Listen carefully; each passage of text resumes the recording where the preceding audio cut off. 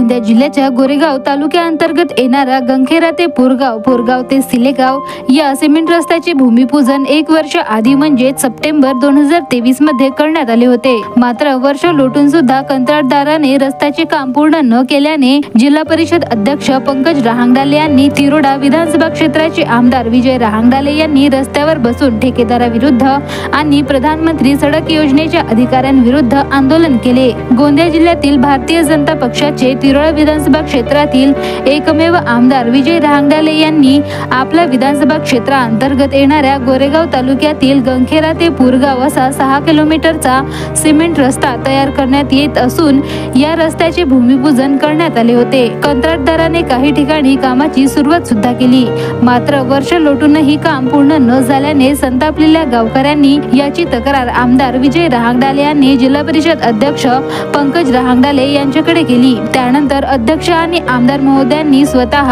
आज रस्त्यावर बसून आंदोलन केले, तर आंदोलन स्थळी आलेल्या अधिकाऱ्यांना देखील जिल्हा परिषद अध्यक्षांनी लोकांसमोर खाली बसविले। तर येत्या 30 ऑक्टोबर पर्यंत रस्ता पूर्ण करून देऊ असे लेखी आश्वासन अधिकाऱ्यांनी दिल्याने हा आंदोलन मागे घेण्यात आला। तर उद्यापासून काम सुरू न केल्यास पुन्हा तीव्र आंदोलन उभारू असा इशारा गावकऱ्यांनी आणि आमदार महोदयांनी अधिकाऱ्यांना दिला आहे। तर गोंदिया जिल्ह्याच्या इतिहासात पहिल्यांदाच एखाद्या रस्त्याचे बांधकाम पूर्ण न झाल्याने अधिकाऱ्यांच्या चुकीमुळे लोकप्रतिनिधींना रस्त्यावर बसण्याची वेळ आलेली आहे। तर दोषी अधिकाऱ्यांवर देखील कारवाई व्हावी अशी मागणी आमदार महोदयांनी कार्यकारी अभियंता यांच्याकडे केली आहे। ये सिलेगांव से गनखेरा तथा बुरगांव रास्ता, ये 2 रास्ते इस क्षेत्र में माननीय हमारे आमदार इनके प्रयत्नों से पास हुए। उसकी टेंडर प्रोसेस हो गई और 1 साल पहले टेंडर हुआ।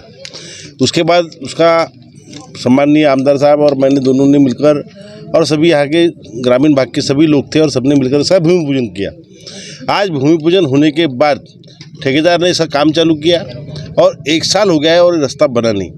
आज इस पूरे क्षेत्र के, मतलब एक गांव के नहीं, पूरे क्षेत्र के लोग जो है बहुत परेशान हैं। आज उनकी गाड़ी जा नहीं सकती, बच्चों को स्कूल जाने में समस्या है और जनता इसका जो आरोप है वो किसी को ये बात समझती नहीं या उनको वो बात का ज्ञान नहीं है, तो वो उसका आरोप जो है वो आमदार साहब पर और जिला परिषद के अध्यक्ष मेरे पर इसका आरोप लगाते हैं। आज सभी जनता को ये मालूम होना चाहिए कि इन ठेकेदारों के और अधिकारियों के निष्काळजी पूर्व काम के कारण और इनके अलगर्जी के कारण आज हमको ये बात भुगतनी पड़ रही है, सामान्य जनता को भुगतना पड़ रहा है। जब तक संबंधित अधिकारी इसका हमको लिखित में जवाब नहीं देते कि कब तक काम चालू होगा और कब तक पूरा होगा, तब तक हम यहाँ से उठने वाले नहीं हैं। आज हम सम्माननीय हमारे आमदार साहब के माध्यम से सरकार से अनुरोध करते हैं कि यहाँ के जेई, यहाँ के डिप्टी, इन पे कार्रवाई होनी चाहिए और जब तक उस ठेकेदार पे कार्रवाई नहीं होती तब तक हम सबको चैन नहीं मिलेगा। सम्माननीय हमारे आमदार साहब ने हमको वादा किया है कि हम यहाँ पे इन जनता के बीच में ही आज से हफ्ते भर के बाद 8 दिन के बाद फिर से हम बैठेंगे और अगर इनने काम की प्रोग्रेस नहीं की तो उसका भुगतान इनको भुगतना पड़ेगा और जो तकलीफ जनता को हुई वो तकलीफ भी इनको होगी। मुख्यमंत्री सडक योजनेच्या अंतर्गत खाडीपार ते बोरगाव रस्ता आणि सिलेगाव ते गनखेरा रस्ता दोन्ही रस्ते मंजूर करण्यात आले। ऑक्टोबर 2023ला ह्यांच्या वर्क ऑर्डर मिळालं। जानेवारीमध्ये आम्ही त्याचं भूमिपूजन केलं, पण ज्या कंत्राटदाराला काम गेलं त्यांनी काम सुरूच केलं नाही।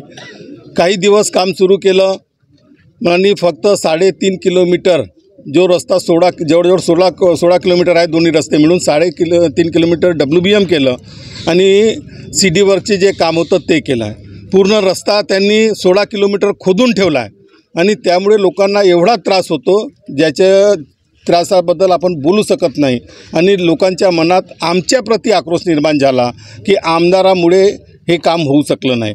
आम्ही वारंवार डिपार्टमेंटच्या बैठकी घेतल्या, ठेकेदाराच्या बैठकी घेतल्या, त्यांना सांगितलं की लवकर करा, लवकर काम सुरू करा, पण ते ठेकेदारांनी डिपार्टमेंटच्या माध्यमातून त्या कामाला सुरुवात करण्यात आली नाही।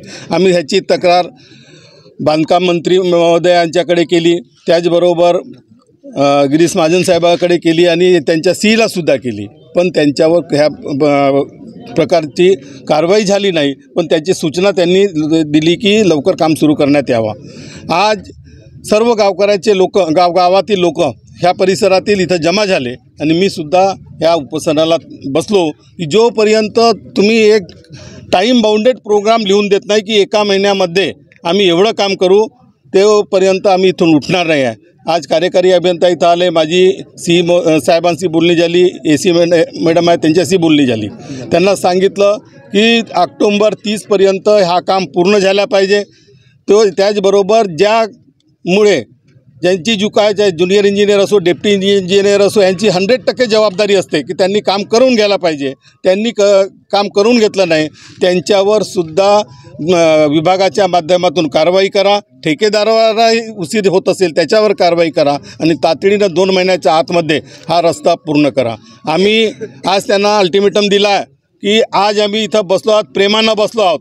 हा उद्यापासून जर काम सुरू झालं नाही आणि तुमची प्रोग्रेस दिसली नाही तर पुढल्या शुक्रवारीसुद्धा या गावकरी लोकांसोबत आम्ही जे लोक ह्या रस्त्यावरून जातात या सर्वांसोबत पुढच्या शुक्रवारपासून उपोषणाला आणखी बसणार आहोत. ह्या रस्त्याचं वर्क ऑर्डर जे आहे ते ऑगस्ट 2023मध्ये झालेलं आहे. मेनवाईल हा रस्ता MDR डिक्लेअर झाला होता. म्हणजे जेव्हा वर्क ऑर्डर झाली तेव्हा पण पावसाळा होता आणि मेनवाईल हा MDR डिक्लेअर झाला. MDRवर जनरली आम्ही काम करत नाही. आमदार साहेबांनी MDRला डिग्रेडेशनचं प्रपोजल फॉरवर्ड केलं. त्यानंतर मग कामाला पुन्हा सुरुवात झाली, परंतु काम पाहिजे त्या स्पीडने चालू होऊ शकलेलं नाही. परंतु आता आमदार साहेब बसलेले आहेत, त्याच्यामुळे आम्ही त्यांना सांगितलेलं आहे की आम्ही चूक कुणाची, कारण आमदार उपोषणाला बसतो, कंत्राटदाराचीच चूक आहे. नाही, कंत्राटदाराची चूक आहे आणि आम्ही स्पीड वाढवण्यासाठी ऑलरेडी प्रयत्न करत आहे. ज्यावेळी कंत्राटदाराला हा कंत्राट देतो त्यावेळेस त्यांचा बॅकग्राऊंड तपासला जात नाही का? आहे ना, बॅकग्राऊंड तपासूनच काम दिले जातं. कधीपर्यंत पूर्ण होईल काय? आम्ही ऑक्टोबर 2024पर्यंत पूर्ण करण्याचं आश्वासन दिलेलं आहे. कंत्राटदाराचं नाव काय आणि काय कारवाई करणार आहात? कंत्राटदाराचं SM शर्मा आहे. समजा जर त्यांनी काम कंप्लीट नाही केलं तर आम्ही त्याच्याविरुद्ध ॲग्रीमेंटनुसार जी काही कारवाई होईल ती करणार आहे.